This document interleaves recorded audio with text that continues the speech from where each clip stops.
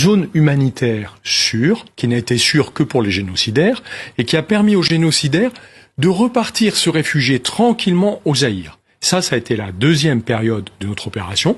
Et la troisième, inacceptable, c'est que nous avons livré des armes aux génocidaires dans des camps de réfugiés au Zaïre, alors que nous étions sous embargo de l'ONU.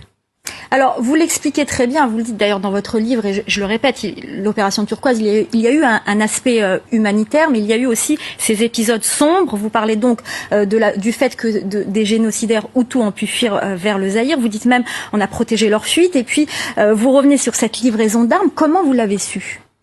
En fait, je l'ai su parce qu'on m'a demandé de détourner l'attention des journalistes qui étaient présents sur la base à Cyangugu, dans le sud du Rwanda, au moment où ce convoi d'une dizaine de camions devait partir.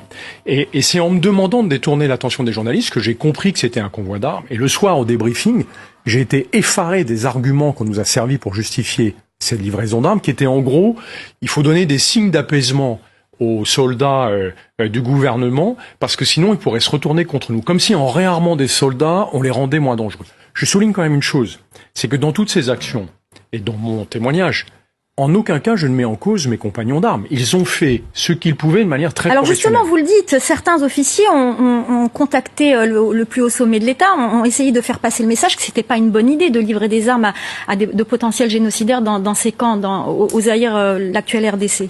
Quelle a été la réponse à ce moment-là ? J'ai des camarades plus courageux que moi qui ont refusé d'appliquer cette directive et se sont fait tacler par l'Élysée.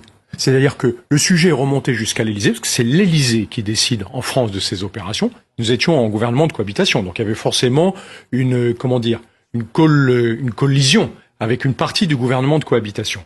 Et ces ordres ont été confirmés par l'Élysée, continuer à livrer des armes dans les camps de réfugiés, en allant contre la plus évidente éthique des officiers français. Enfin, je veux dire, ce qu'on a fait est totalement inacceptable. Et ce qui est inouï, c'est que non seulement on l'a fait, mais en plus, ces décideurs politiques le cachent depuis un quart de siècle. Donc ils s'autorisent à le refaire et surtout, ils évitent d'avoir le moindre compte à rendre sur le sujet puisque nous n'avons pas le droit d'accéder aux archives d'une opération qui, je le rappelle, a été présentée comme humanitaire.